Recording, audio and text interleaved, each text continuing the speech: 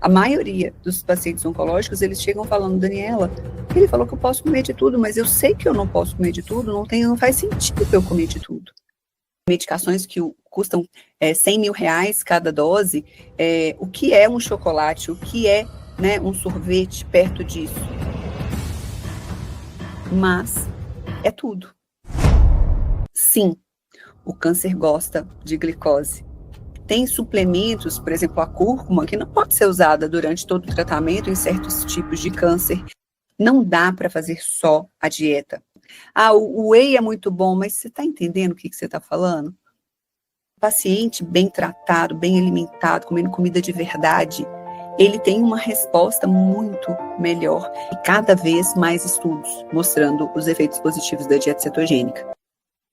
Aquelas pessoas que antes julgavam e apontavam o dedo para a gente, falando que a gente estava fazendo coisa que não podia ser feita, hoje estão fazendo o que a gente faz.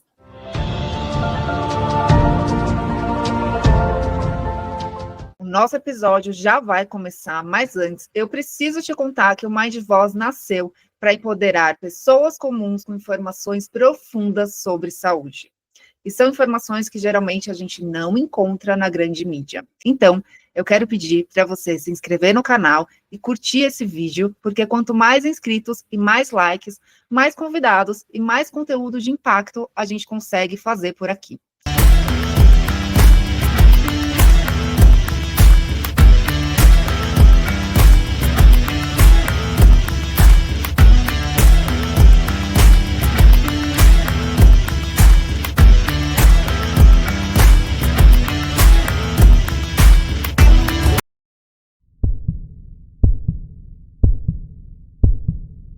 Doutora Daniela, fala pra gente por que a nutrição é tão importante durante um tratamento oncológico.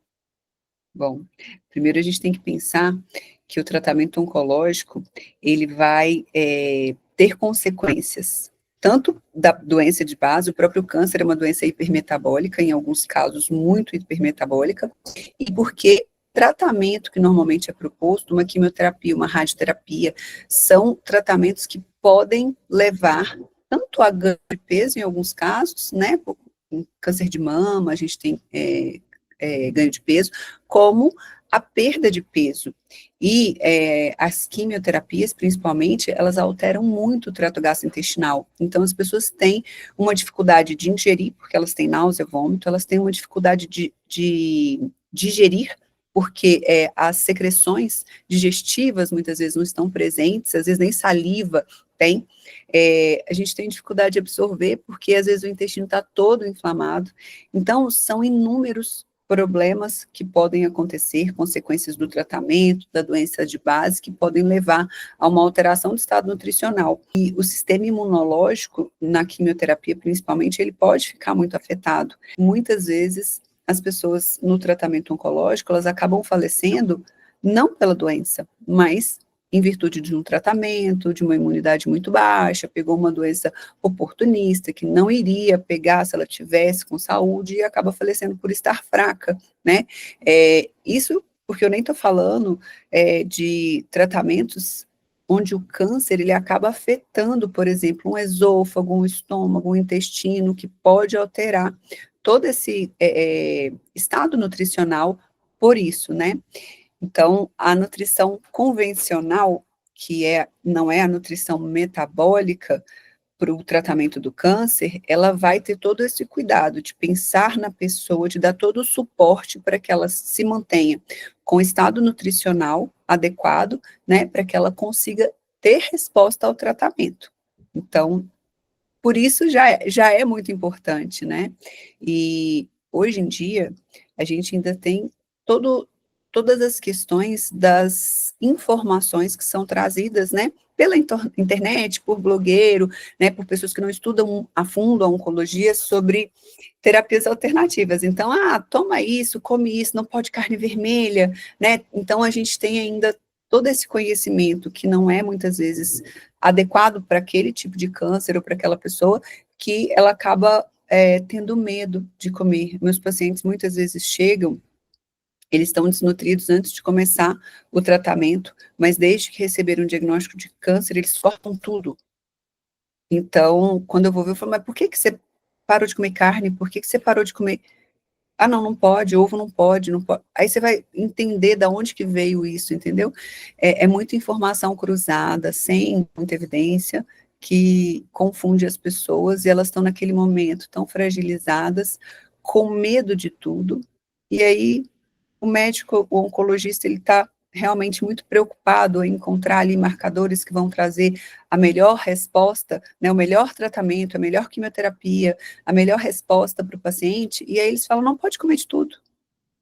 E as pessoas já sabem que não podem comer de tudo.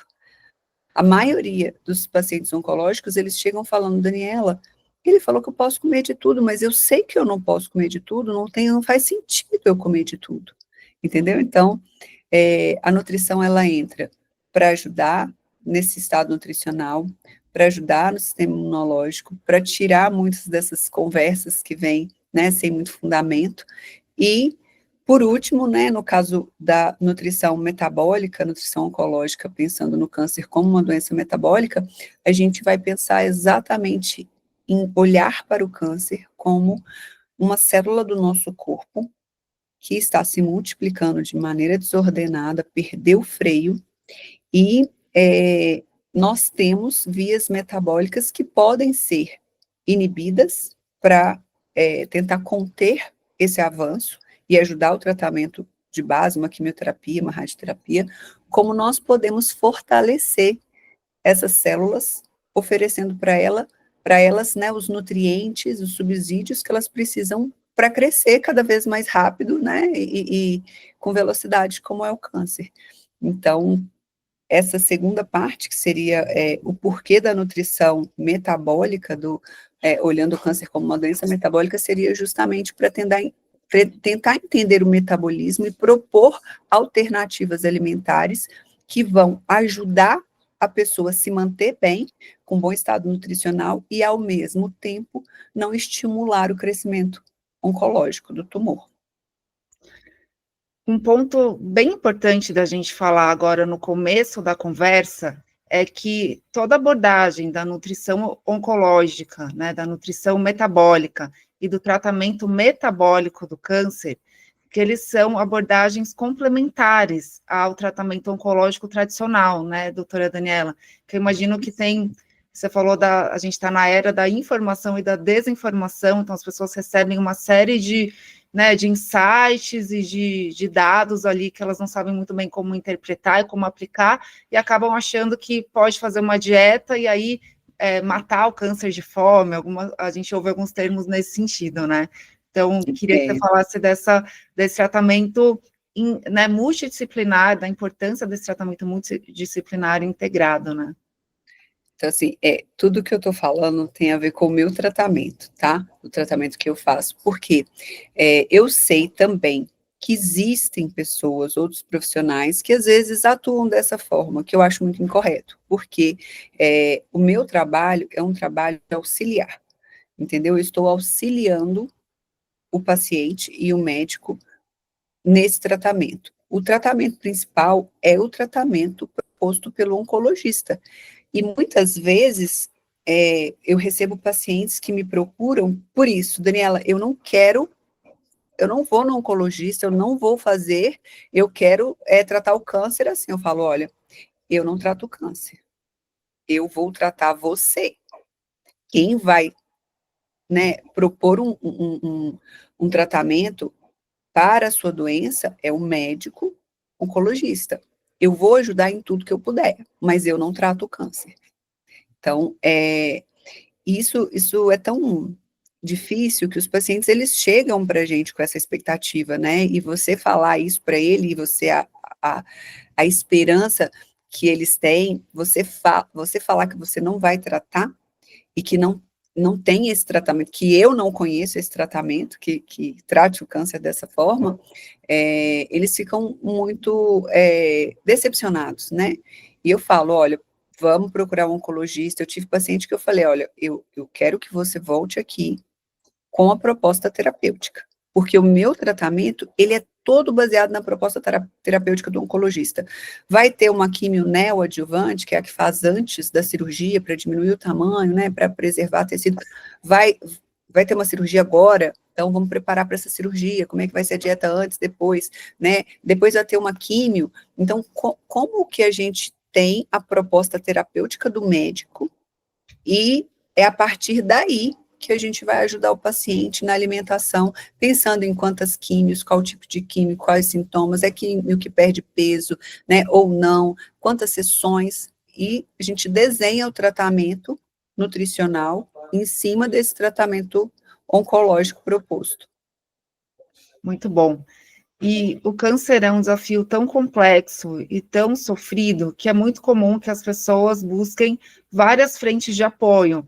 Então, tem o tratamento médico, muitas vezes tem até o nutricionista, e aí vão também num outro tipo de terapeuta, num naturopata, e aí começa a suplementar, tomar diferentes chás, e às vezes a gente tem a impressão de que se é alguma coisa natural, que não vai interferir, né, natural, um chá, um suplemento, um fitoterápico, como isso funciona no dia a dia e qual que é o impacto que isso tem na prática, num tratamento, né, e como é importante as partes envolvidas, né, quem é responsável pelo tratamento, saber do que está acontecendo com aquele paciente. Exatamente isso. Hoje, como a gente tem muita informação e desinformação, né, as pessoas, elas procuram aqueles profissionais que elas já se tratavam quando não tinham câncer, ou alguém que foi indicado por uma outra pessoa, vai nesse profissional. Então, às vezes a gente pega o paciente com vários profissionais, com várias prescrições e sem um foco.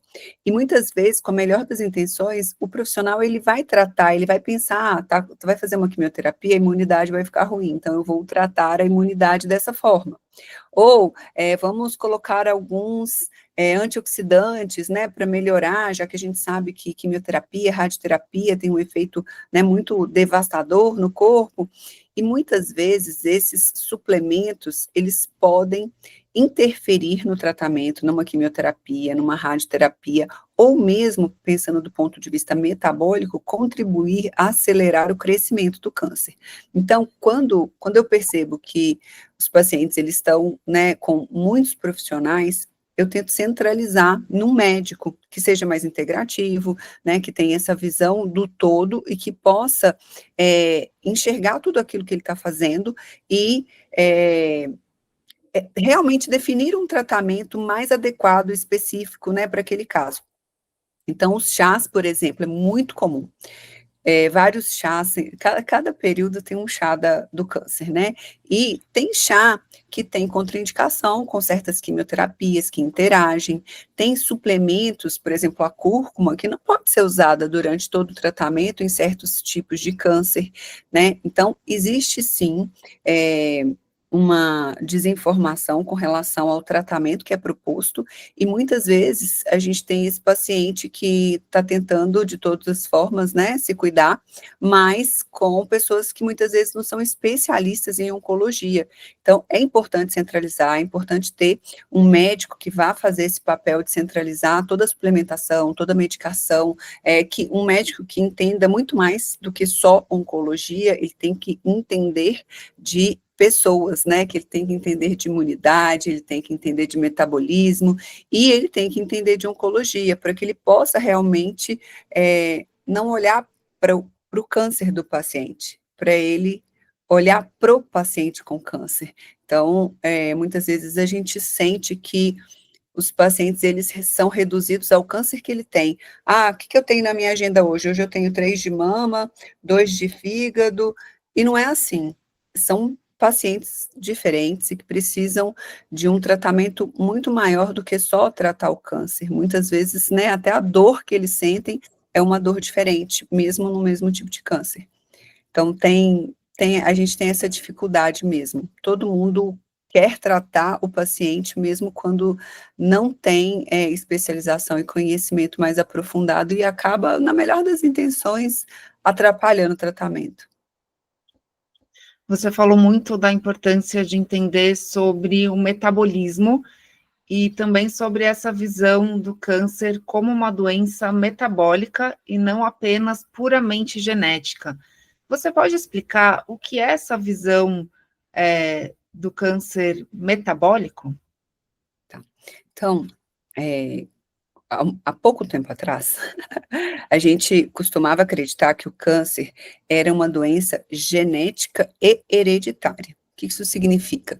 É uma doença que está lá no núcleo da célula, nos genes, ela é genética, realmente, mas que a causa, o motivo pelo qual aquela célula começa a se multiplicar de maneira desordenada, ela tinha uma causa hereditária. Eu herdo dos meus pais, né, uma mutação numa proteína de reparo, eu herdo dos meus pais alguma alteração que me faz ser mais suscetível ao câncer, tá?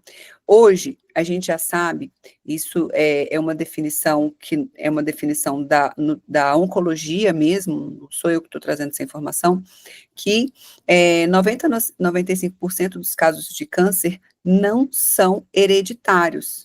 Genético, sim, eles são porque é uma doença que se origina lá nos genes. Mas o que gera essa alteração pode ser influência de um estilo de vida inadequado. E aí a gente não fala só da alimentação, porque também centraliza-se muito, né, as questões na alimentação.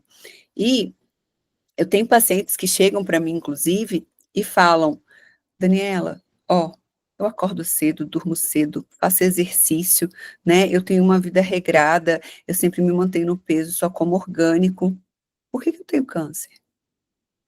Né? E a gente sabe que não é tão simples assim. Então, não é só alimentação, o estilo de vida influencia muito, o estresse, ele é um componente importante, né, para o desenvolvimento do câncer, quando a gente pensa que o estresse, de certa forma, ele inibe um pouco do nosso sistema imunológico, e o câncer, ele vai surgir justamente de uma falha. Então, várias células vão ter mutações ao longo da nossa vida, tá? Essas células, quando o nosso corpo percebe, elas mesmas têm sistemas, né, de ou reparo, ou de apoptose, que é uma morte celular programada. Então, quando tem uma mutação e no próprio desenvolvimento essa célula percebe que ela está inadequada, que ela teve uma mutação, ela entra em apoptose, que é a morte celular programada. Então, tanto essa questão da apoptose, dessa morte celular programada, quando essa célula mutante, ela consegue passar por todos esses pontos de cheque do nosso organismo, ainda tem o sistema imunológico.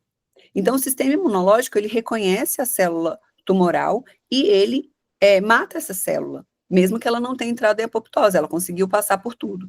Então, o câncer, ele vai surgir de uma falha nesse sistema imunológico, que pode vir em uma situação de muito estresse. A pessoa passa por períodos de muito estresse, eu não estou falando só estresse físico, eu estou falando emocional também. A gente sabe que determinados tipos de estresse, né, por acontecimentos, né, perda de pessoas queridas, perda de emprego, instabilidade financeira, né, isso tudo pode gerar um estresse tão grande que ele vai inibir esse sistema imunológico e ele não vai ser capaz de reconhecer essa célula que em outros momentos deveria ter sido eliminada, não foi eliminado. Então, o estresse é um fator muito importante que a gente precisa começar a considerar, porque nós estamos vivendo uma epidemia de estresse, as pessoas estão cada vez mais exaustas, cansadas, sobrecarregadas, se exigindo cada vez mais para ser tudo o que elas imaginam que elas têm que ser, por causa das redes sociais. Então, assim, além disso tudo, ainda tem os componentes da vida, né? Então, tem família, tem trabalho. Então, o estresse tem sido algo que tem pesado muito na vida das pessoas. Eu trabalho muito com emagrecimento e eu vejo quanto as pessoas já sabem o que fazer, só que elas não conseguem colocar em prática porque a vida está tão pesada, que ela sobrevive ou ela emagrece. Ela não consegue encontrar esse equilíbrio. Então, a alimentação, muitas vezes, ela é uma alimentação errada, justamente porque as pessoas estão vivendo um ambiente tóxico, em todos os sentidos, né? E aí a gente vai olhar para o ambiente, mas o solo está contaminado, a água está contaminada. A água de São Paulo é uma das águas mais contaminadas que a gente tem, com o resto de agrotóxico, de estrogênio, de pílula anticoncepcional, de antibiótico. Olha só. Então, assim, a água está contaminada, o ar está contaminado, mas a gente compra o orgânico e faz numa panela de teflon, numa panela de alumínio, né? Aí a gente usa uma colher que não é uma colher atóxica, uma colher que solta toxina na nossa comida, né? A gente guarda numa vasilhinha de plástico, né? Que ela fica até coloridinha, porque ela pega a cor e ela solta substâncias nesse alimento. Então a gente tem os nossos cosméticos, né?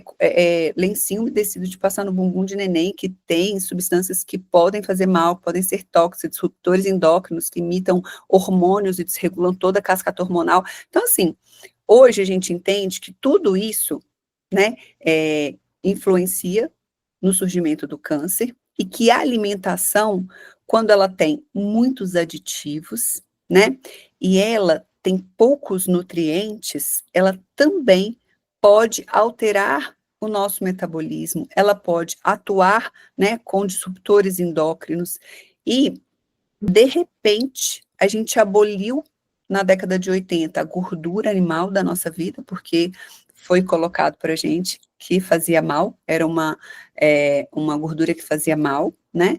E introduziu os grãos e os cereais e os óleos vegetais como base da nossa alimentação, coisa que a gente nunca tinha testado.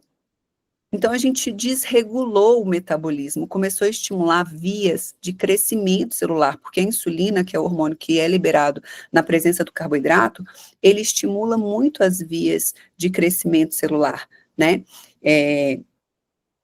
A gente mudou toda essa alimentação, mudou o metabolismo do nosso corpo. Se você olhar na rua, você vê que mais de 60% das pessoas estão acima do peso. Eu vi uma reportagem falando que 93% da população americana não é metabolicamente saudável. Então, olha só, pensando em metabolismo, o que é metabolismo? Então, as pessoas escutam metabolismo, tem metabolismo lento, tem metabolismo devagar, eu gasto pouca energia, mas metabolismo não é só obter energia, não é só a forma do nosso corpo pegar o alimento e obter energia. O metabolismo é a forma do nosso corpo pegar o nutriente e fazer o quê? Crescimento. Anabolismo. Então, um bebezinho, ele cresce no peito da mãe só mamando o leite materno, quer dizer, ali tem nutriente, tem estímulo de crescimento, né? Então, quando a gente pega os aminoácidos do leite, são aminoácidos que estimulam a insulina, né? Estimulam uma via chamada IGF-1, que também é de crescimento. Então, crescer, né? Uma criança que tinha 3 quilos vai começar a ter 10 quilos. Como? Se alimentando. Isso é o anabolismo. O câncer é uma doença anabólica. E se você tem uma alimentação, a alimentação é sistêmico. Você não come para crescer só o braço. Você pode treinar o braço e ter um estímulo local de crescimento. Agora, quando você come, o estímulo é sistêmico. Entendeu? Como que uma doença que é anabólica, que usa as nossas vias metabólicas para crescimento, como que essa doença não será influenciada por uma alimentação com muito estímulo anabólico? Então, quando a gente pensa, o paciente está com câncer, ele pode usar hormônio? Parece que é tão natural falar que não pode. O paciente está com câncer, vou dar hormônio, né? Vou ajudar o câncer. Mas eu posso ficar comendo alimentos que estimulam hormônios anabólicos no meu corpo? Eu posso ficar comendo alimentos que estimulam vias metabólicas de anabolismo? Então, chega a ser uma dissonância cognitiva você escutar alguém dizer que um paciente oncológico ele pode comer qualquer coisa, porque, na verdade, na cabeça do médico ou do profissional que fala isso, ele está pensando, o câncer é uma doença tão difícil, é tão desafiadora, eu estou usando tantas tecnologias de ponta, às vezes, né, medicações que custam 100 mil reais cada dose, o que é um chocolate, o que é, né, um sorvete perto disso? Mas é tudo. Não adianta eu querer, né, eliminar ou curar um paciente de uma doença, dando o nutriente que ele mais usa em quantidades grandes e estimulando hormônios que são estimulados com a alimentação e vias metabólicas. Então, Parece que é tão simples, mas durante o tratamento, os profissionais, eles acabam perdendo um pouco desse conhecimento, e aí eles focam tanto nas drogas, né, que eles esquecem que a alimentação pode ser, né, um fator que vai ajudar muito, né, que vai contribuir muito no tratamento desse indivíduo. E mesmo que a gente não estivesse falando que o câncer, ele é uma doença metabólica e que tem um crescimento, né, que vias anabólicas estimulariam o crescimento, o câncer é uma doença inflamatória. E uma doença inflamatória, num corpo inflamado, ela vai ser muito mais difícil de ser combatida. A gente sabe que a obesidade, ela é uma doença inflamatória de baixo grau e crônica. A gente sabe que as nossas células, quando a gente tem obesidade central, elas liberam sinalizadores, que são citocinas, que são substâncias que promovem a inflamação, elas são pró-inflamatórias. E a alimentação no nosso intestino, quando é uma alimentação suja, né, cheia de aditivo, né, cheia de alimentos que não deveriam, que não são comida de gente, né, que não deveriam ser ingeridas, elas vão estimular a microbiota e vai gerar uma resposta inflamatória no nosso corpo. Então, a questão da alimentação, ela é muito importante no paciente oncológico. E é exatamente isso que a gente consegue ver. O paciente bem tratado, bem alimentado, comendo comida de verdade, ele tem uma resposta muito melhor. E ele, muitas vezes, não sente tantos efeitos colaterais, entendeu? Então, vale muito a pena entender, né, essas questões metabólicas e entender o quanto a nutrição contribui no tratamento oncológico, independente, né, de ser só um ganho de peso, um anabolismo. Uau, você deu uma aula agora, Daniela. Lá no começo da nossa conversa, você já começou falando que o câncer é uma doença hipermetabólica, e isso tem tudo a ver com o crescimento desordenado.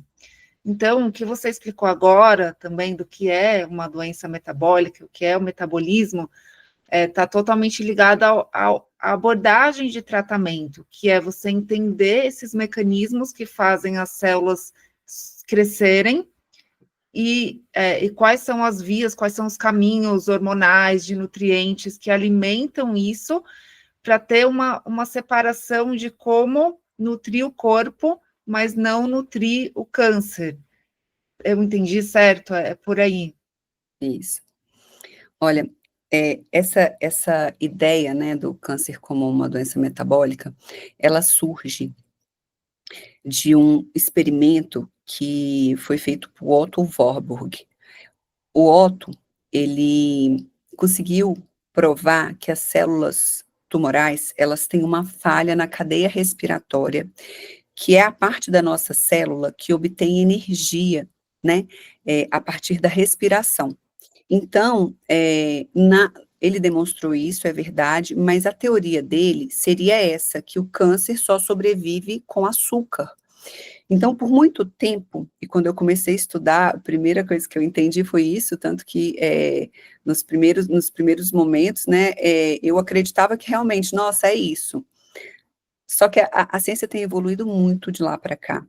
E hoje a gente já sabe que o Otto, ele trouxe uma parte da história. Sim, o câncer gosta de glicose. Tanto quando você vai fazer um PET scan, que é um estudo que a gente faz, um exame de imagem, que vai avaliar se existe tumor, você restringe a glicose do paciente no dia anterior, e depois você dá uma glicose marcada radioativamente para quê? Aonde tem hipercaptação, que é o hipermetabolismo, você vai ver ali o foco. Então, a pessoa onde tem o câncer e já tem ali uma certa quantidade de células, que se tiver pouquinho não dá para ver, mas você consegue ver a imagem brilhando, que é o quê? É o hipermetabolismo captando toda aquela glicose que foi ingerida. Então, isso explica uma parte, tá, da questão metabólica do câncer, que é o quê? Sim, ele gosta muito de glicose. É porque ele não consegue, é porque ele não dá conta de usar a gordura? É aí que começa a ficar diferente do que o Otto traz. Por quê? O câncer consegue usar gordura, o câncer consegue usar proteína, entendeu? Inclusive, ele precisa. Por quê? Porque metabolismo não é só obter energia, é construção. E uma célula precisa de membrana, que é fosfolipídica, precisa de gordura. Ela tem as organelas, que tem proteína, entendeu? Então, o câncer, ele usa a glicose, mas ele não usa só a glicose. Ele precisa de tudo isso, de nutrientes, para poder fazer, né, uma célula se transformar em duas e assim por diante. Quando a gente entende isso, a gente vai falar assim, mas por que que ele usa mais a glicose? O câncer tem a necessidade de manter o microambiente tumoral mais ácido, que isso possibilita que ele tenha as necessidades dele satisfeitas, entendeu? Que é o quê? Se disfarçar para o nosso sistema imunológico para não ser destruído, criar vasos sanguíneos, porque senão você fica com o tumor crescendo sem irrigação, ele necrosa, entendeu? Então, para que ele se desenvolva, ele vai formar lactato que faz esse ambiente tumoral ficar mais ácido e assim ele consegue as necessidades além, né, de uma célula normal, elas sejam cumpridas. Então, é importante para o câncer fermentar a glicose, que é aí que a gente sabe da via glicolítica, que acontece no citoplasma da célula, que é uma via anaeróbia, que acontece na ausência do oxigênio e que promove a formação de lactato. Então, é por isso que a glicose é tão necessária. E, quando você faz essa via, você regenera outros cofatores que são utilizados pelo câncer também, entendeu? Então, assim, é bem complexo e é muito interessante entender, né? Parece um extraterrestre que tem vários artifícios para se desenvolver de uma maneira tão rápida, né? Para crescer, para distrair o nosso sistema imunológico, para criar vasos. Então, ele tem muitos artifícios para poder fazer esse crescimento. E ele vai usar o que a gente come, entendeu? Por isso que não adianta fazer só a dieta. Não adianta restringir, parei de comer carboidrato, vou fazer igual os inuites, os esquimós, vou comer só gordura e proteína. Não adianta. O nosso metabolismo é capaz, inclusive, de transformar, né, aminoácidos em glicose. Então, se você faz só a dieta, ele pode até diminuir de crescimento, ele pode crescer devagar, né? Mas você não vai estar matando o câncer, como algumas pessoas, né, falam, vamos matar o câncer de fome. Não, porque ele vai conseguir sobreviver. E na hora que você comer a glicose, aí ele se enche de felicidade e cresce ainda mais. Então, não dá para fazer só a dieta. Quando a gente fala de tratamento metabólico, a dieta é uma das vias que vai ajudar nesse ataque.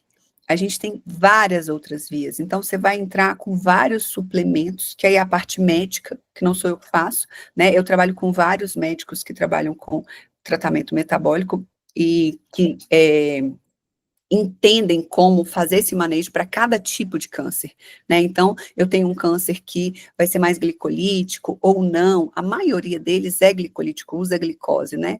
Mas quando o paciente faz todos os exames, o médico consegue perceber, né, quais as vias ele precisa inibir, entendeu? E aí tem uma série de suplementações.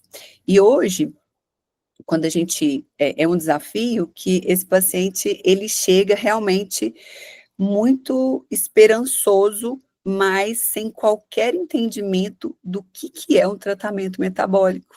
Então, é aquele paciente que acha que ele vai continuar com a vida normal, fazendo o tratamento, e na verdade a gente está aqui pronto para uma batalha, então vai mudar a vida do paciente, entendeu? Está mais do que claro a importância da nutrição. E deu para perceber também que no tratamento metabólico depende muito do tipo de tumor, do estágio da doença e até da medicação que está sendo ministrada, se está em sessão de rádio, de quimioterapia. Então, é todo um acompanhamento e uma análise muito minuciosa do momento, da necessidade, do que está, como o tumor está se comportando, enfim. Então, é algo mega ultra personalizado. É muito personalizado. Mas existe alguma dica, algum caminho para para as pessoas que receberam o diagnóstico, que a gente consegue indicar de que tipo de alimentação seguir, ou principalmente não seguir, porque você citou até, muita gente parou de comer carne, parou de comer várias coisas, e aí começa a se desnutrir, e as pessoas ficam muito no escuro, né, Daniela? Isso é um problema mesmo. No meu Instagram, eu acabo recebendo mensagem todos os dias sobre isso. Nossa, mas né, eu achei que eu não podia, então é bem complicado. Se a gente pudesse resumir, assim, o que seria bom para todo mundo, primeira coisa, é entender que a gente precisa comer comida de verdade. Tudo que é pacote é importante que seja eliminado, porque o pacote, ele já vem com aditivo, ele já vai te inflamar, ele vai alterar a sua microbiota, ele pode sim te deixar com uma alteração nessa microbiota, com seu corpo inflamado, com seu sistema imunológico desajustado, entendeu? Então, a primeira coisa é comer comida de gente, comida do ser humano, que é o quê? Comer carne, alguns vegetais, né? Comer fruta, mas não é para encher a barriga de fruta, principalmente das frutas que hoje são muito doces, elas não eram assim, elas são modificadas. Então, se você pega uma manga hoje, ela está sempre docinha, né? Não tem manga que não está doce, ela já não tem fiapo mais, a melancia não tem caroço, a uva não tem caroço. Então, a gente precisa entender que na natureza os alimentos eram diferentes. Então, as frutas são ótimas, maravilhosas, mas quando a gente lembra a quantidade de açúcar que elas têm hoje, a gente vai optar por frutas com pouco açúcar.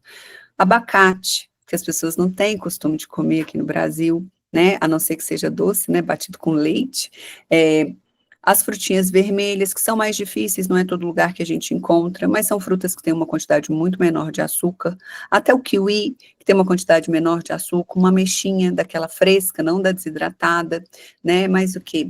Uma carambola, então tem frutas que têm um teor de açúcar muito menor do que as frutas mais tradicionais, mamão, né, laranja, maçã, banana, melancia, uva, então a gente vai diminuir essas frutas, né, e vai focar nas frutas com menos carboidrato.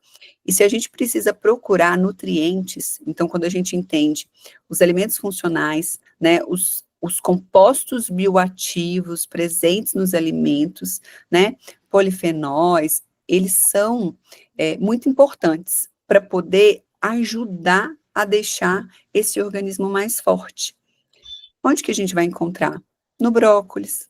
Tem sulforafano, brancofanos no brócolis, a gente tem, né, a quercetina, que pode ser encontrada também nos vegetais. Então, assim, tem os alimentos que são ricos em nutrientes, são principalmente as brássicas, então, couve-flor, repolho roxo, repolho normal, a própria cebola, o alho poró. A gente não pode deixar de comer esses alimentos, né? Mesmo que eles não sejam orgânicos. Porque hoje uma briga muito grande é essa, a gente pede para o paciente comer o alimento orgânico, ele não encontra o alimento orgânico, o que ele faz? Ele não come. Só que se ele não come aquele alimento natural que é cheio de nutriente, de polifenóis, ele vai comer o quê? Um pão que está cheio de glifosato, que é um agrotóxico que tem relação com câncer também. Então, não adianta, ainda é melhor comer o alimento, mesmo que ele não seja orgânico, porque se você não comer comida de verdade, vegetais, salada, o que você vai comer? Pacotinho, que também tem os agrotóxicos, mas que não tem nutriente. Então, eu costumo dizer que, mesmo que não seja orgânico, ainda é preferível que você opte pelo alimento natural do que por qualquer alimento processado. Então, seria isso, para a gente começar pensando assim, qual que é o melhor alimento, né, para um paciente com câncer que acabou de ter diagnóstico?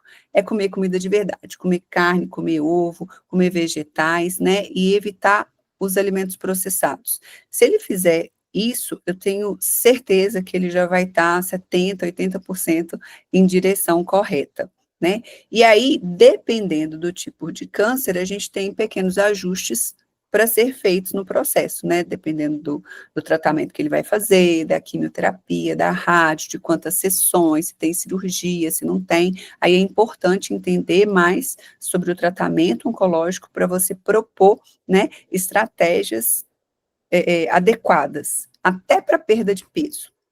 Eu falo que o paciente obeso, que é oncológico, ele pode emagrecer, mas num protocolo específico, num protocolo onde a gente vai ao máximo evitar a sarcopenia, que é a perda da massa muscular, que é muito comum na quimioterapia, na radioterapia, e que é diferente de um emagrecimento de um paciente que não está passando por isso. Então, o paciente oncológico, ele precisa preservar a massa muscular dele ao máximo, porque quanto mais massa muscular, melhor é o prognóstico. Mas como que a gente preserva essa massa muscular? Com uma dieta correta, uma alimentação correta, e se for o caso de emagrecer, num protocolo que proteja a massa muscular, entendeu? E fazendo exercício físico, claro. Você citou a carne, e as pessoas têm muito medo de comer carne quando recebem o diagnóstico, e até mesmo sem ter o diagnóstico, por conta de alguns mitos, e, enfim, estudos distorcidos que relacionam carne com câncer.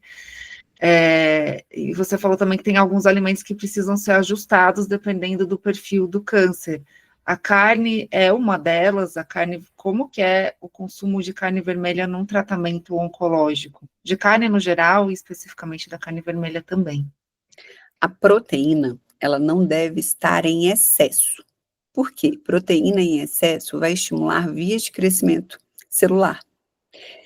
Só que entre comer adequadamente e comer em excesso existe uma grande diferença. As pessoas estão tirando a carne. E quando elas tiram a carne, elas tiram a saciedade e começam a comer outros alimentos, né? Então a pessoa às vezes não come carne, mas está comendo um monte de alimento processado. Então a primeira coisa é entender que a carne natural, a carne que vem do boi, que é porcionada para venda, ela é uma carne saudável para o ser humano, tá? A gente tem que tomar muito cuidado, porque hoje, o que acontece, né? Até a carne que a gente olha e acha que é natural, dependendo da marca, ela é uma carne processada, tá? Então, toda vez que a gente for comprar carne, a primeira coisa que a gente vai olhar é se ela tem rótulo e se ela tem ingredientes. A carne que tem ingredientes, ela não é carne natural, carne fresca, um produto minimamente processado que só sofreu porcionamento, tá? A carne que tem ingrediente, ela é adicionada de aditivos. Então, tem como ver no rótulo. Às vezes a gente olha para uma carne no supermercado, congelada no pacote, e você fala, não, é carne, é só carne. Quando você vai ler os ingredientes, está ali, carne com adição de água, e aditivos, X, Y, Z, entendeu? Essa carne, ela passa por um processo onde é injetado aditivos nela. É a carne normal, só que foi injetado aditivos e congelada. Infelizmente. Então, na hora de comprar a carne, ter a certeza, ou comprar de um açougue, ou ter a certeza que é só carne, entendeu? As carnes empacotadas, elas podem não ser só carne. A carne, ela não tem esse ser carne vermelha ou não ser carne vermelha não é o problema, tá? Esses mitos, eles têm relação com estudos observacionais, principalmente que avaliavam o consumo de carne e não destrinchavam se aquela carne era uma carne vermelha, natural ou processada. E na maioria dos países, a gente não tem carne como tem no Brasil, que é carne fresca. A gente tem o quê? Pepperoni, sanduíches com bife de hambúrguer, bacon. Então, quando os estudos eram feitos, eles perguntavam, você come carne vermelha? Ah, eu como. Quantas vezes por semana? Ah, como 5 vezes na semana. Eu como um hot dog, uma pizza, um sanduíche. Aí, quando você vai ver, você está falando do quê? Você não está falando da carne como problema, você está falando de todos os aditivos e do processamento que estava incluído aí. Depois, foram feitos estudos que avaliaram, que destrincharam melhor, mas eram observacionais, eram estudos observacionais, não eram ensaios clínicos que eles conseguiam separar bem, né, as variáveis. Então, tiveram outros estudos que mostravam o seguinte, que quando a carne era natural e ela não era processada, essa relação com a doença, e não só com câncer, ela era desfeita. E na ciência, quando a gente tem um estudo observacional grande, né, que traz esse impacto de, olha, não é bem assim, a gente chama de cisne negro. O cisne negro foi esse, onde a carne, quando ela era natural, ela não estava relacionada com doença. Então, a gente não pode inferir uma causalidade por um estudo observacional, principalmente quando a gente tem um outro grande estudo que consegue, né, mostrar que aquilo não é verdade. Então, essa causalidade ela não pode ser inferida, apesar de que a gente sabe que muitos jornalistas, eles leem, né, o estudo e eles inferem essa causalidade. Isso é um problema porque a população acredita. E depois disso, nós tivemos vários outros fatores que eles tentaram ligar a carne vermelha ao câncer, mas que todos nunca foi comprovado, nenhum estudo, um ensaio clínico conseguiu ser feito e comprovado que a carne vermelha tinha qualquer mecanismo que pudesse levar ao câncer, entendeu? Então, hoje a gente fica tranquilo na hora de orientar o paciente. Só que não é só isso. Quando a gente pensa em carne, a gente tem que pensar, tudo bem, na carne do boi pastado solto, sem comer, né, ração, que é como é no Brasil, tem muito pouco uso de ração e o gado não é confinado, então a gente tem um gado mais saudável, mas, além disso, quando a gente vai pensar na carne, a gente tem que pensar em como ela foi preparada, e aí vem a história do churrasco, você já deve ter escutado falar. Hoje, a orientação que eu dou para todos os meus pacientes, e é o que eu faço na minha casa, é slow cooking. É uma técnica de cozimento em baixas temperaturas por mais tempo. Por quê? Primeiro que quando você cozinha a carne em altas temperaturas, acima de 180 graus, e o forno do nosso fogão vai 220, 240, você vai oxidar essa gordura. E quando você oxida, né, peroxida essa gordura, vão formar substâncias que são tóxicas, que são cancerígenas, entendeu? Então, a primeira coisa é essa, a gente vai evitar a formação dessas substâncias como? Vai usar o forno? Coloca um pouco antes, mas coloca ali a 140, 160 graus. Demora mais. Mas vale mais a pena, entendeu? Começa antes, né? Vai usar air fryer? Hoje, eu não sou contra o uso da air fryer, só que eu oriento, vamos fazer com mais tempo? Não usa ela para a comida ficar pronta em 10 minutos, senão você vai ter que colocar 220 graus e nenhuma gordura boa suporta isso. Vamos trazer para uma cocção mais lenta, né? Em baixas temperaturas. Então, coloca numa temperatura 140, 160. Se for o caso, você dobra o tempo, tá tudo bem, entendeu? Então, a forma de cozinhar a carne vai garantir para a gente mais qualidade nessa carne, que ela realmente seja um alimento nutritivo. E o churrasquinho, que a gente gosta tanto, a gente tem um grande problema, porque quando a gotinha de gordura cai lá no carvão e sobe aquele pozinho, aquilo tudo vai incorporando a carne, e isso vai também ser tóxico e carcinogênico para o nosso corpo. Então, não é a carne em si que é o problema, é o exagero, né? Mas quase ninguém faz exagero com carne, porque carne dá saciedade, a gente fica satisfeito rápido. E a forma de preparo, a procedência da carne, entendeu? Então, a carne que a gente usa no tratamento metabólico é a carne gorda, não é nem a carne magra. Então, não teria problema. A gente usa a carne todos os dias, né, no almoço, no jantar, mas a gente equilibra com os outros nutrientes de acordo com a proposta do paciente. Doutora Daniela, eu já li que tem a questão da glutamina, que é um aminoácido presente na carne também, e que em alguns casos pode ser um fator de crescimento do tumor também, isso acontece? Como que vocês fazem para gerenciar? Então, a célula tumoral, ela consegue usar a glutamina na via da glutaminólise e obter energia, assim como ela obtém energia com a glicose, tá? Então, isso é é correto. Só que o que acontece? A gente não suplementa o paciente com glutamina. Por exemplo, estou com mucosite, estou com diarreia, glutamina é o tratamento para diarreia, para gastroenterite, a gente usa muito a glutamina para alimentar essas células do intestino para conseguir crescer novamente fortes, né? Então, o enterócito, ele gosta muito de glutamina, e ele cresce na presença de glutamina. Então, se você tem uma doença intestinal, muitas vezes a glutamina vai ser importante. Só que no câncer também.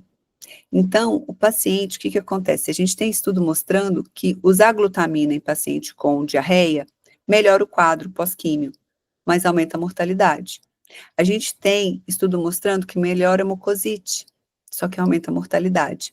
E a mesma coisa quando a gente pensa no whey, porque o whey é um alimento que é rico em quê? Em glutamina. E muitas vezes ele é rico em BCAA, que são aminoácidos que o câncer consegue usar como fonte de energia também. Eu vejo muito isso, né, no Instagram, nas redes sociais, os médicos que não são da área, e às vezes até médicos que não conseguem pensar no nutriente, no alimento enquanto nutriente. O whey é muito bom, tem um estudo mostrando que aumentou massa muscular, que aumentou isso, aumentou aquilo, mas e o desfecho duro, que é morte? O que acontece? A gente já sabe que alimentos, se você suplementar, se você aumentar demais a glutamina, você vai aumentar morte. Você pode melhorar sintoma, mas você aumenta a morte. Então, é o mesmo pensamento para o whey. A glutamina é o aminoácido que mais tem no whey. Às vezes tem 5 gramas de glutamina numa dose de whey, 3 gramas de BCAA numa dose de whey. Então, como que eu vou oferecer para o meu paciente um nutriente que é usado pelo atleta ou pelo praticante de atividade física que quer fazer crescer o músculo dele, porque tem ali estímulos que vão ser sistêmicos para crescimento celular? Então, assim, é muito difícil, é uma briga às vezes, porque, como eu falo muito nessa questão, eu recebo, as pessoas me mandam vários outros profissionais falando do whey, entendeu? Então, a gente tem que avaliar, o whey estimula IGF-1, estimula mTOR, estimula a insulina, não é o melhor suplemento em pó para ser oferecido para os pacientes, entendeu? A gente tem outros suplementos que podem ser melhor, né, para determinados tipos de câncer. Então, eu posso usar um aminoácido essencial, eu posso usar um beef protein, que tem glutamina, mas não tem adição ou grande quantidade, entendeu? Tá mais equilibrado. E aí eu consigo não oferecer aquilo que o câncer usa com facilidade. Então, tem essa questão do whey que tem relação grande com a glutamina também, com essas outras vias de estímulo de crescimento celular. Então, a quantidade de glutamina no whey, obviamente no próprio suplemento de glutamina, pode ser um risco alto ali para o paciente oncológico e não é nada recomendado por você. Agora, e a carne tem glutamina. E o nosso corpo tem muita glutamina, só que não é em excesso, é em equilíbrio, porque o nosso corpo vai precisar de glutamina, entendeu? Só que se você oferece grandes quantidades, aí é um problema. Entendi. Então, numa dieta oncológica com acompanhamento de um nutricionista, pode ter a carne, mas ela vai estar na quantidade ideal que não causa nenhum risco por excesso de glutamina ou de qualquer outra proteína ali que vai ser usada para alimentar o tumor. É isso, né? E só um detalhe, que eles defendem os peixes, né, e falam que a carne vermelha não é interessante. O salmão, ele tem um conteúdo de glutamina muito maior do que a carne vermelha. Uau! E aí a gente fala assim, como assim, né? Então, muitas vezes eu vejo que as pessoas, elas rotulam os alimentos, mas elas não entendem profundamente a questão da quantidade, dos tipos de micro e de macronutrientes que os alimentos têm. Então, fala que peixe é bom e que carne é ruim, mas você está falando exatamente do quê? Entendeu? O whey é muito bom, mas você está entendendo o que você está falando? Você entendeu o que significa whey, o que tem lá dentro? entendeu? Então, é muito importante, e eu acho que o nutricionista é o profissional que mais entende de composição de alimentos, porque o médico não estuda, nem o nutrólogo ele estuda tanto o alimento. O nutrólogo estuda o que ele precisa suplementar. Vai pegar lá uma vitamina, né, uma prescrição, e não uma prescrição nutricional, é uma prescrição de suplemento, de nutriente, mas não de comida. E é por isso que, às vezes, a gente acaba tendo que falar assim, olha, mas você está falando que isso não pode, mas está falando que pode whey? Se você já sabe que não pode glutamina, como é que você está oferecendo whey que é rico em glutamina? Então, às vezes a gente precisa entender um pouquinho mais do alimento para entender por que que o nutricionista está falando aquilo. Então, está muito claro com esses exemplos que existem alimentos e suplementos que podem ser saudáveis para quem não tem câncer, mas nem tudo que é saudável para as pessoas que estão em condições normais é saudável para quem está passando por um tratamento oncológico. Você falou até mesmo em antioxidantes, vitamina C, tem que tomar muito cuidado mesmo, né? A vitamina C, por exemplo, o limão tem vitamina C, ele é rico em vitamina C, mas é uma quantidade que não é um exagero. Pode tomar um suco de limão, pode comer um maracujá, pode comer um morango. Agora, esses protocolos de imunidade, né, que são muito comuns, que tem 3 gramas de vitamina C por dia, num paciente fazendo uma radioterapia, por exemplo, onde você está induzindo uma radiação, aumentando o estresse oxidativo, o uso desses antioxidantes pode prejudicar, pode diminuir o efeito, entendeu? Então, não dá para ficar usando antioxidante no câncer sem entender, né, que o câncer é uma doença que tem um aumento do estresse oxidativo, porque ela é uma doença que tem um metabolismo muito acelerado. E é justamente o metabolismo, crescimento, obtenção de energia, que vai gerar o estresse oxidativo, que é o lixo do nosso metabolismo, né?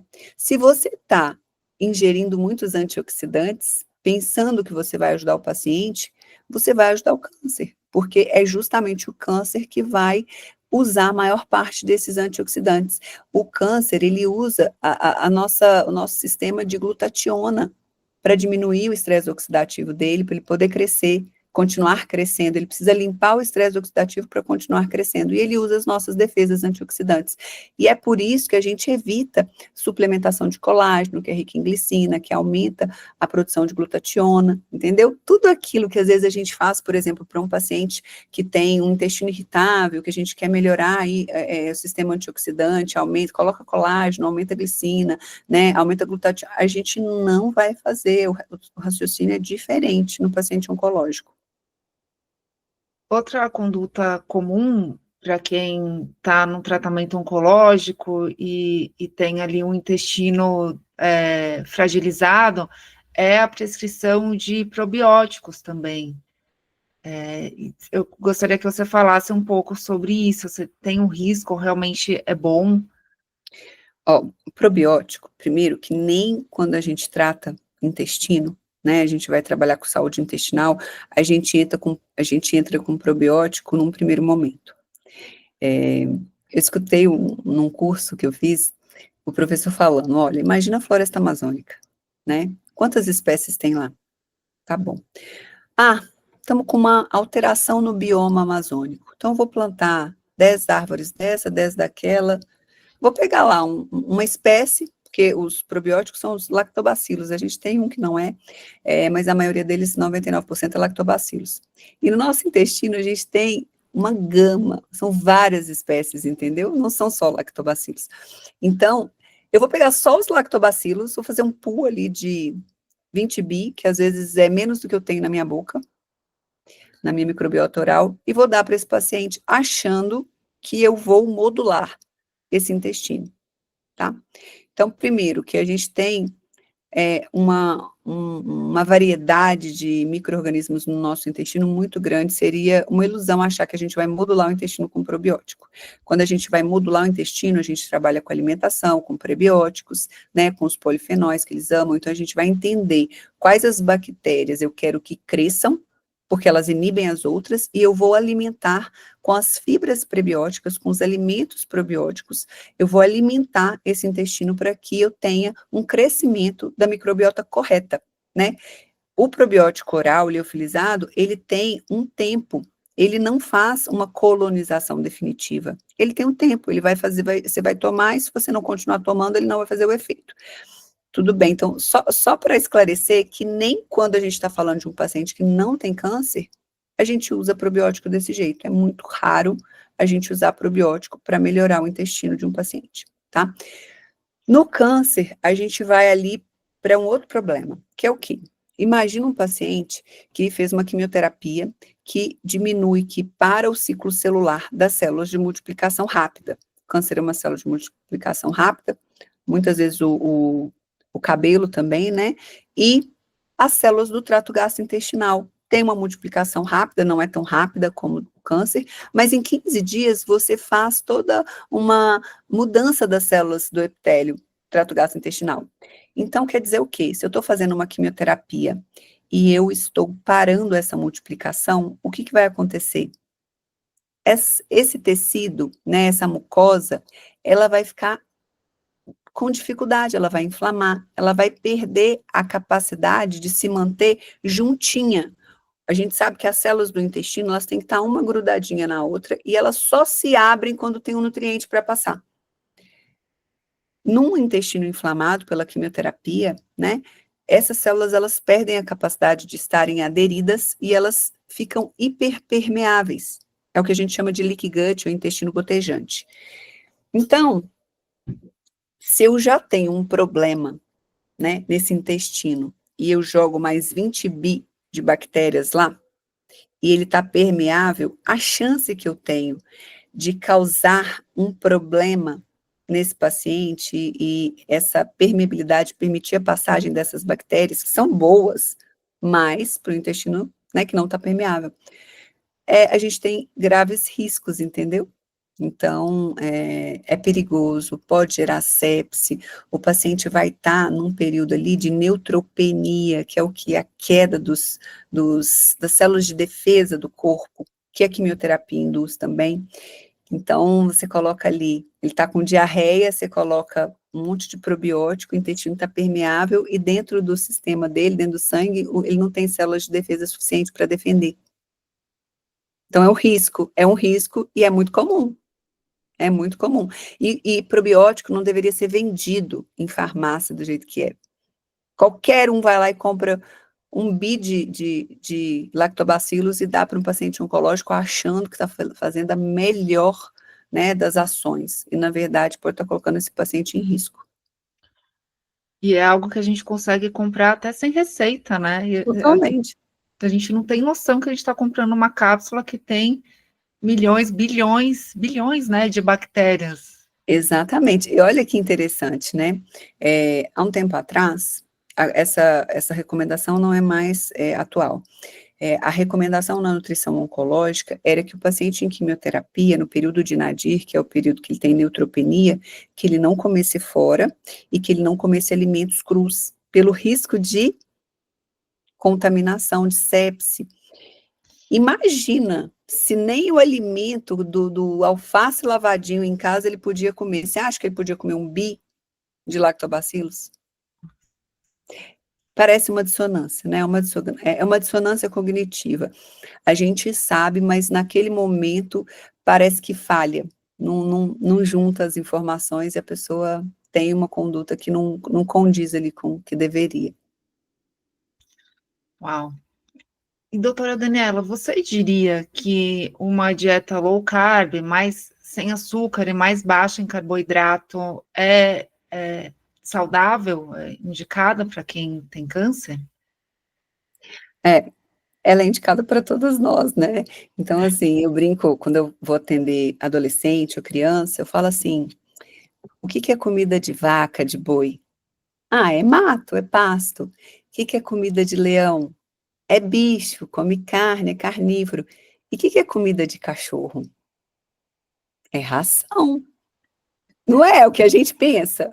A nossa geração já está treinada a escutar isso. Não, se o cachorro comer comida, ele vai passar mal. Lógico que vai, já nem tem mais enzima digestiva, só come ração. Só que ração nunca foi comida de cachorro. Assim como esse monte de carboidrato nunca foi comida de humano. A gente passou a maior parte da nossa história sem conhecer essa quantidade de carboidrato e principalmente esse modelo de carboidrato, que é o carboidrato refinado.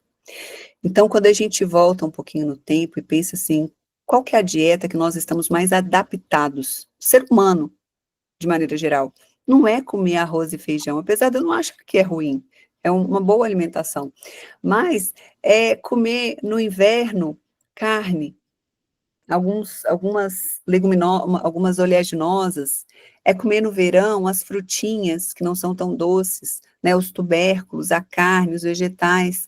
Então, quando você coloca num programa de nutrição comida de verdade, é difícil você chegar numa proporção, por exemplo, de 45% de carboidrato, que é o que é preconizado para um paciente diabético hoje. É difícil, eu não consigo comer na minha casa isso. E eu não preciso restringir carboidrato por conta do peso, entendeu?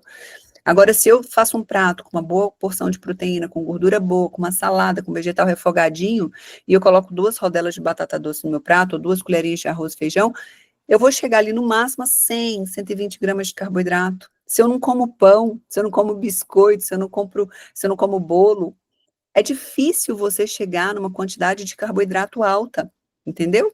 É, é a mesma coisa, uma vez eu escutei um profissional falando assim, é perigoso tirar o glúten, porque se você tira o glúten, depois você pode se tornar intolerante a ele. E nessa época, como eu estava começando a estudar essa parte do glúten, né, será que isso é verdade mesmo? Então tem as nuances, né, que levam aí para um lado, para o outro. Aí eu falei assim, eu vou então, eu já tinha tirado tudo que era glúten, eu falei, eu vou colocar alguma coisa com glúten na minha vida. E eu tive muita dificuldade, porque, me fala, um alimento natural que a gente usa no dia a dia que tenha glúten.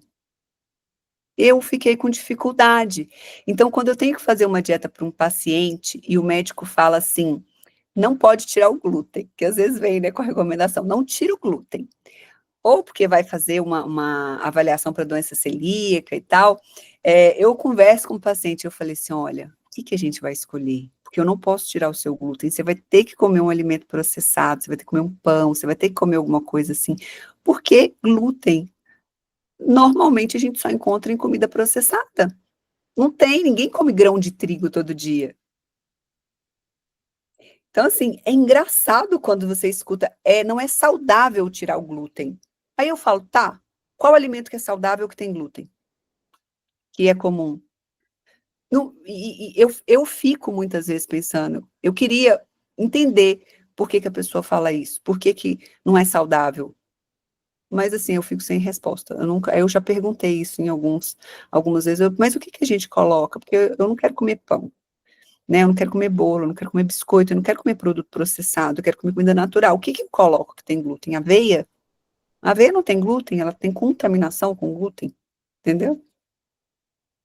Só se for um pão de fermentação natural, mas aí parece que o glúten está alterado ali também, né? Ele é melhor, é bem melhor. Inclusive é o que eu tenho consumido, o pão de fermentação natural, justamente por isso. Mas a gente sabe que é farinha, é processado, entendeu? Mas está tudo bem. Dentro de uma alimentação natural, não vai ser uma fatia de pão de fermentação natural no sábado que vai atrapalhar seu intestino, sua saúde, aumentar sua doença, nada disso. Doutora Daniela, uma das coisas que mais preocupa um paciente oncológico e a família e os próprios médicos é a perda acentuada de peso. O que dá para fazer para ajudar nisso? E você também falou em preservar a massa magra, né? Comer muito, qual que é a saída para essa questão que a gente já sabe que não é comer de tudo? Olha, é o nosso desafio. Por quê? O paciente não consegue comer. Ele não emagrece porque ele está seguindo uma dieta. Ele emagrece porque a quimioterapia tira o paladar, altera o paladar, tira a fome, dá náusea, o intestino não está absorvendo, o estômago não está digerindo direito, o intestino não está digerindo direito, não está absorvendo, entendeu? O paciente está inflamado, muitas vezes, ele está no estado hipercatabólico, entendeu? Então, o emagrecimento, ele é uma parte que muitas vezes a gente sabe que vai acontecer, entendeu? O que a gente tenta fazer é preservar a massa muscular. E hoje a gente tem muito estudo mostrando que a dieta cetogênica, com a produção de corpos cetônicos, ela previne a sarcopenia, que é a perda de massa muscular. Só que o paciente já está tão enjoado, com dificuldade de comer, que ele não consegue comer. Por mais que eu saiba que a dieta cetogênica seria o melhor padrão de alimentação para o meu paciente fala assim, Daniela, eu não estou conseguindo comer. Eu não aguento mais comer carne e vegetal. Eu quero comer um pão, um bolo, um macarrão. Então, assim, às vezes a gente tem que entender que nem todo mundo está pronto para fazer o tratamento que a gente considera o mais efetivo. E isso, às vezes, desaponta a família, desaponta a gente. Então, eu por muitas vezes fiquei triste. Eu falei, nossa, mas ia ser tão bom, é tão indicado. Mas o paciente, ele não consegue. Então, para pensar, a dieta cetogênica é uma dieta que é usada para emagrecimento porque tira fome. Um paciente que já está sem fome, eu colocar numa dieta cetogênica, se não é um paciente muito instruído e que me procurou porque ele quer fazer, e porque ele sabe, ele vai, né, fazer das tripas coração para conseguir chegar no resultado dele, a gente tem muita dificuldade. E aí a gente vai trabalhar com uma dieta mais low carb, com menos açúcar, né? É uma dieta natural, mas sem o efeito metabólico da cetose, né, da produção dos corpos cetônicos, protegendo da sarcopenia. Você citou a dieta cetogênica, ela é um padrão ideal? E aí eu sei que dentro da dieta cetogênica a gente tem variações, né? Mas ela Não é para toda doença, para todo tipo de câncer, são para doenças, para câncer mais glicolítico. Então, a gente tem que avaliar para ver se é o tipo de câncer que se beneficia da dieta cetogênica. É a maior parte deles, tá? Mas tem que avaliar. Então, a dieta cetogênica, sim, ela seria uma indicação, uma ótima indicação. Os estudos, eles estão começando a surgir, e cada vez mais estudos mostrando os efeitos positivos da dieta cetogênica. Eu acredito que não muito, num futuro não muito distante, ela vai ser considerada como uma parte da terapia no tratamento oncológico, tá? Eu fiz a minha pós-graduação em oncologia no Einstein, e lá no Einstein, a aula sobre dieta cetogênica, né, era falando justamente isso, que a gente tem, por exemplo, no glioblastoma, que é um câncer no cérebro muito agressivo e que tem uma expectativa, um prognóstico de poucos meses de vida, num caso muito bom seriam 24 meses, a dieta cetogênica, ela realmente já tem uma série de estudos que mostram os benefícios e que dão respaldo para a gente trabalhar com a dieta cetogênica. É o tipo de câncer que mais tem estudo em dieta cetogênica, tá? Mas vem surgindo outros estudos e mostrando que para outros tipos de câncer, a dieta cetogênica tem sido indicada. Com cuidado, muitas vezes, quando o paciente vai fazer uma imunoterapia, de equilibrar essa microbiota. Por quê? Porque dependendo da assinatura, né, microbiana desse paciente, eu tenho um melhor ou um pior prognóstico para aquele tipo de quimioterapia, uma imunoterapia, por exemplo. Então, muitas vezes a gente tem que tratar o intestino também para poder ter, né, uma resposta dessa microbiota junto com a dieta. Então, muitas vezes você vai variar um pouquinho essa dieta, não vai ficar só na dieta cetogênica, quando você está pensando em modular esse intestino. perfeito. E, bom, a dieta cetogênica, low carb e tirar os alimentos que a gente está acostumado e viciado, né, de açúcar, os hiperpalatáveis, não é fácil para ninguém, e a gente já falou algumas vezes aqui, né, do paciente oncológico que está passando por uma fase tão difícil, ainda tirar o doce preferido dele parece muito cruel. Não Muito é, bom. não parece, e aí imagino que o apoio da família é muito importante nesse tratamento, né, e nas mudanças da dieta. O que você vê na sua prática de diferença entre os pacientes que conseguem aderir com menos, né, menos sofrimento à dieta, aos que não conseguem e acabam abandonando a dieta, o tipo de tratamento nutricional?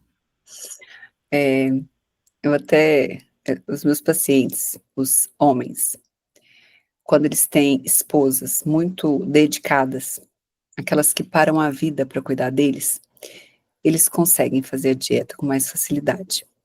Ter uma mulher do lado que faça a diferença, que cuide de você, que faça a sua comida, que participa das suas consultas, é um diferencial que eu vejo. Eu falo com os meus pacientes, eu falo com os homens, com a tentativa de estimular mesmo, né? De mostrar que quanto é importante essa família unida. Então, eu vejo que eles conseguem seguir mais, porque eles podem ser só os pacientes. Eles podem reclamar, eles podem fazer igual criança, hoje eu não quero, e é assim mesmo, viu? Eles viram crianças e as esposas viram mães.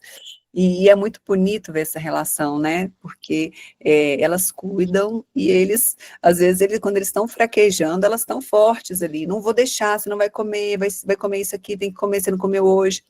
Agora, quando é a mulher que fica doente, ela tem que ser a paciente, a cuidadora, a estimulante, ela tem que ser tudo, entendeu? Então, às vezes, eu vejo que é mais solitário a vida da mulher com câncer do que a vida do homem que tem uma boa esposa, né, e quando ela cuida. Ou quando tem, né, uma filha que cuida da mãe, é muito comum ter filhas cuidando de mãe, elas fazem de tudo, né, viram a mãe da mãe, né, então, é, eu vejo isso e eu sinto muito, porque eu queria que as mulheres pudessem ter esses esposos, que muitas vezes são maravilhosos, mas eles não têm essa questão da maternidade, de estar ali cuidando, de fazendo tudo. Eles podem ser parceiros, mas muitas vezes eles não têm esse dom. Então, eu vejo essa diferença muito grande. E tem o outro lado também, né? Tem um lado da família que não entende. Então, se eu tenho uma mãe, então às vezes tem paciente que faz o tratamento oncológico todo sem contar para a mãe. Minha mãe já tem 90 anos, não vou contar, porque senão ela vai sofrer, não posso emagrecer. Se minha mãe descobrir, eu tenho medo. Então, tem isso, e tem a mãe que não aceita, né? Então, a mãe quer vir na consulta, sabe por que que eu não estou deixando ele comer o pudim que ela fez? Por que que ele não pode comer em certos momentos o arroz e o feijão, que é a comida do brasileiro? Então, tem isso também. Já tive esposa que boicota também, já tinha uma esposa que ela boicotava, e ele já era aposentado, mas ele trabalhava ainda fazendo consultorias e tal, então ele fez um escritóriozinho para ele, e ele fazia a comidinha dele lá, e ele chegava de manhã, comia, almoçava e só voltava para casa depois de jantar, porque ele falava que em casa não dava certo. Então, assim, é muito importante, né? Pode ser muito útil à família, pode ser muito ruim, né? E pode atrapalhar, mas é importante, torna a vida do paciente muito mais fácil quando a família está junto. Aí a importância do apoio psicológico e emocional para a família também entender, pelo amor de Deus, gente, não vamos boicotar a dieta de paciente oncológico. Às vezes as nossas crenças são tão fortes, né, que É, acredita que está fazendo bem, que sempre foi desse tá forte. jeito. Complexo. Você também tem que ser terapeuta, né, Daniela? Eu vou te falar que, às vezes, o meu paciente, ele volta para perguntar tudo que ele já perguntou. E aí, sim, é aquele momento que você sabe que tá tudo bem, você vai responder tudo de novo, entendeu? Porque ele precisa reafirmar. A gente tem muito disso, né? Você sabe que aquele caminho não é o melhor, mas nossa, então às vezes você tem que trabalhar para saber que aquilo não é o melhor, porque por uma vida inteira comendo arroz, feijão, né, comendo pãozinho de manhã, evitando a gordura da carne, de repente estou com uma doença grave e eu não posso mais comer tudo aquilo que antes, o feijão que me deixava forte, né? E vou comer a gordura? Como assim? Então, são muitas crenças limitantes, né? São muitos mitos que a gente tem que desfazer e que a cada consulta a gente vai tentando desfazer um pouquinho, explicar, fazer a pessoa entender, até que ela vai ficando mais forte nas decisões dela. Como funciona um acompanhamento oncológico que você faz? Normalmente, né, o paciente ele me procura ou para fazer o tratamento metabólico com a doutora Janaína, que aí é um tratamento específico, onde a gente vai, o paciente vai passar comigo para ter uma avaliação da alimentação e para eu propor uma dieta mais adequada. Depois ele vai passar com ela, né? E ela vai fazer toda a avaliação e vai definir qual dieta ele vai seguir. Tá? Então, pode ser uma dieta cetogênica, uma dieta low carb, uma dieta paleo, uma dieta de baixa metionina. Então, a gente pode ter variações, né, dessa dieta.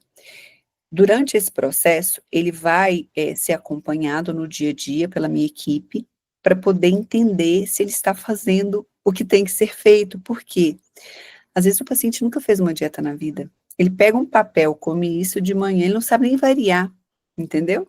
Então, eu tenho uma equipe que vai auxiliando no dia a dia, ali no WhatsApp, pedindo foto, né? Então, quem faz esse acompanhamento para mim é a Vanessa, ela é esposa de um paciente nosso, que está fazendo esse tratamento há 5 anos, com muito sucesso, né?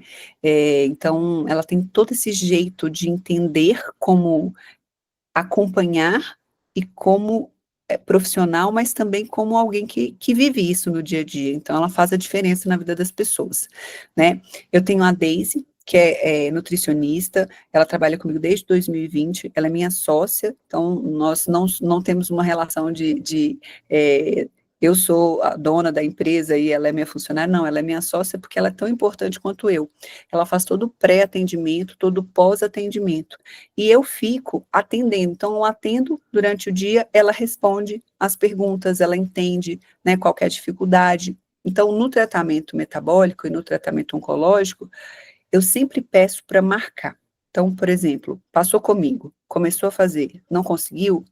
Ah, Daniela, manda mensagem. Não. Não é o tipo do paciente que dá para a gente responder por mensagem. Vamos sentar, vamos conversar para a gente já resolver. Então, se você não está conseguindo fazer assim, a gente vai ter que achar uma solução, vamos mudar.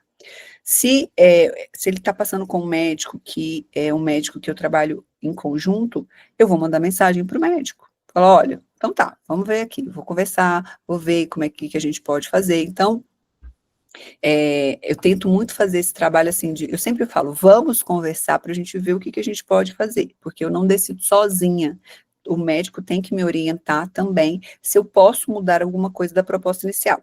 Então, normalmente eu trabalho dessa forma, então ele passa comigo, e à medida que ele vai precisando comigo nesse período de 3 meses, que é o protocolo, a gente vai marcando, a Daisy vai marcando, quando é uma coisa simples, ela mesma responde, ou a Vanessa responde, e quando não, a gente remarca, tem que mudar a dieta, perder muito peso, então a gente tem que entender essa dinâmica para saber o que fazer.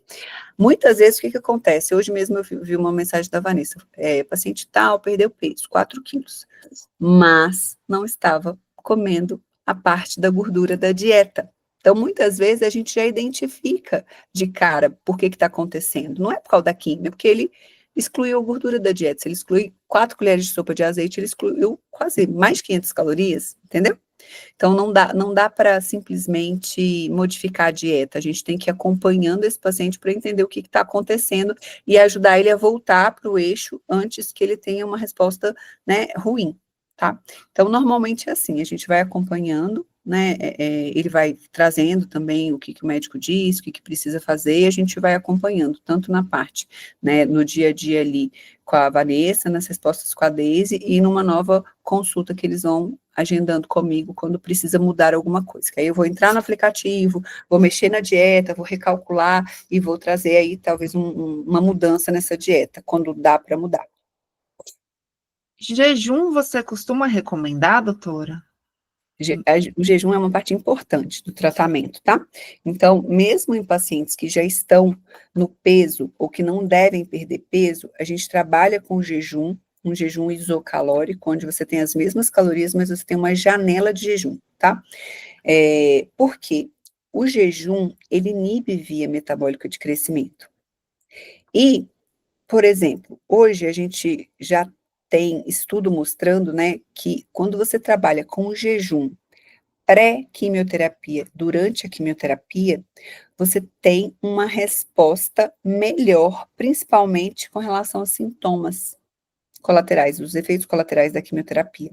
Então, esse estudo é de estudo de uma alemã, o nome dela é Daniela também, e o que ela fez? Ela estudou pacientes com mulheres com câncer de mama, né, com um protocolo específico de quimioterapia, e ela colocou essas pacientes em jejum de 72 horas. 3 dias, que começava 48 horas antes da quimioterapia e terminava 24 horas depois. O que acontece? Quando você coloca o seu organismo em jejum de 48 horas, as suas células boas, suas células normais, elas têm uma facilidade de viver em jejum, tá? Elas não têm dificuldade. Elas conseguem viver com os corpos cetônicos, mas a gente inicia um processo chamado autofagia também, que é uma limpeza, ele vai olhar para dentro e tentar limpar, usar aquilo que não tem utilidade de serventia naquele momento. É como se essas células diminuíssem a busca por nutriente no sangue.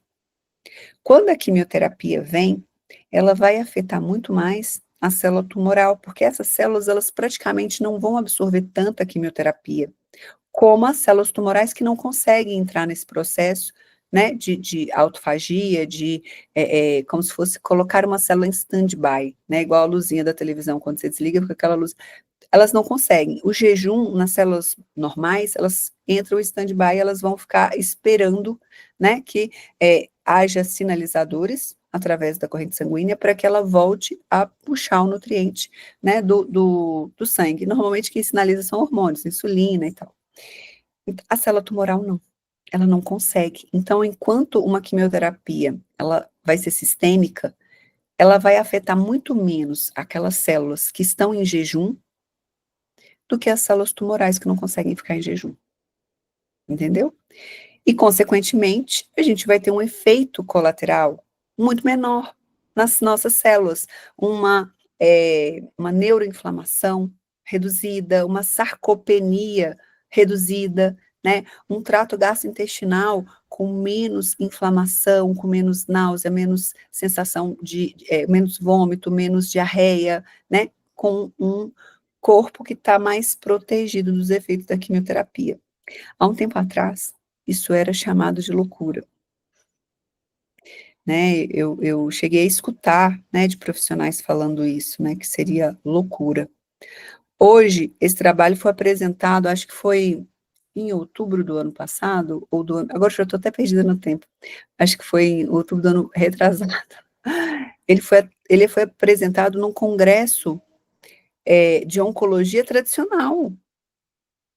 Então, assim, eu já fiz curso, foi o ano retrasado, porque o ano passado eu já fiz curso de nutrição tradicional, onde o caso clínico era fast mimicking diet, jejum, entendeu? Então, assim, aquelas pessoas que antes Então, julgavam e apontavam o dedo para gente, falando que a gente estava fazendo coisa que não podia ser feita, hoje estão fazendo o que a gente faz. uau. Então, isso é algo que eu venho de uma formação muito tradicional, Faculdade Federal, USP. Então, assim, a minha formação é muito tradicional. Fazer algo que não é, a, a, a diretriz sempre me trouxe muito medo. E eu tive que estudar muito para entender o porquê que as pessoas não faziam, entendeu? Porque num primeiro momento me parecia tão lógico, e num segundo momento me parecia que eu falei, será que eu estou sendo, né, muito inocente? Então, eu precisei estudar muito, precisei, né, buscar muita informação para ter a coragem de tomar um passo que não era o que todo mundo tomava. E eu comecei a entender que a diretriz, ela te protege. Então, é muito mais confortável você ser o profissional que está protegido pela diretriz. Só que quem tem câncer precisa da informação que está chegando agora, publicada no artigo científico ontem, hoje. Não dá para a gente esperar aquele trabalho que a Daniela lá da Alemanha publicou o ano passado no Congresso virar diretriz aqui no Brasil para eu tratar meu paciente. Se eu já tenho segurança, eu não preciso ter medo, entendeu? Então, no meu conselho de ética, se eu tenho um respaldo científico, se eu consigo provar que eu estou com a melhor evidência, eu posso trabalhar. E a diretriz, ela te protege, mas ela não faz tanta diferença, muitas vezes, no caso do câncer, entendeu? Então, entender que a diretriz é o ponto de partida, foi importante para mim, porque foi muito difícil acreditar que eu estava no caminho certo, né, e depois quando você vê num congresso sendo apresentado aquilo que você já está fazendo, que você já sabia, né, que já tinha lido em outros artigos, que já tem até livro publicado, tem o livro do Walter Longo, que foi publicado em português, quer dizer, para virar livro em português, isso já é estudado há muito tempo, né, então, é porque demora, infelizmente demora. Então, agora as pessoas estão começando a acreditar. E os pacientes já têm chegado justamente falando, eu quero fazer isso, eu quero fazer aquilo, eu estou fazendo jejum, eu quero só que você me oriente, me acompanhe, e aí a gente vai percebendo que a informação, ela está chegando mesmo para todo mundo. Então, daqui a pouquinho, eu acredito que não vai demorar muito para os próprios oncologistas começarem a recomendar que eles sigam uma dieta de baixo carboidrato, um jejum intermitente. Essa jornada que você percorreu, ela é muito inspiradora. Acho que para muita gente, muitos especialistas médicos e nutricionistas que têm esse receio, porque vocês são tão científicos, são ensinados a sempre seguir os guidelines, o que é oficial, a gente tem várias associações, institutos com diretrizes que estão mais defasadas, né? Então, acho que a sua história é muito inspiradora para dar coragem também para outros profissionais se especializarem, entenderem mais, porque ainda o trabalho que você faz, que a doutora Janaína faz, infelizmente ainda é raro, né? Ainda não é fácil de encontrar. Não. E é São muito poucas necessário. pessoas que fazem, né? E essa questão, né, dos guidelines, começou com a low carb, né?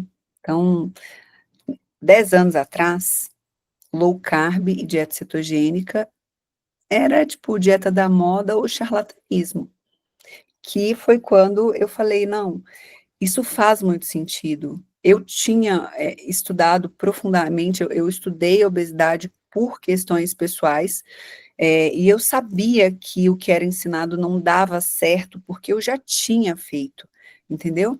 Então, eu não acreditava, eu falava, eu não vou conseguir mudar a vida de ninguém com isso que estão me ensinando, né? Foi quando eu conheci a low carb e eu me debrucei nos estudos, na dieta cetogênica, na low carb para emagrecimento, e eu comecei a aplicar isso nos meus pacientes. E eu lembro que, eu acho que foi 2016, saiu uma reportagem no conselho do meu estado, que é aqui de São Paulo, né, que eu sou do estado de São Paulo, apesar de ser mineira, né, eu me formei, eu comecei como nutricionista aqui, então, eu lembro que saiu uma reportagem falando que podia ser uma possibilidade, entendeu?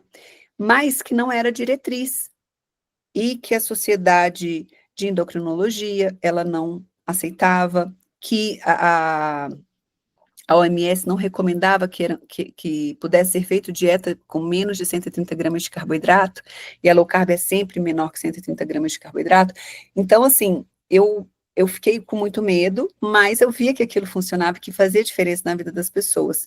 E o tempo foi passando, as evidências foram surgindo. Hoje a gente tem tanta evidência que dieta cetogênica, que dieta low carb é bem feita, baseada em comida de verdade, né? Com todas as orientações, faz muito bem, reverte diabetes, né?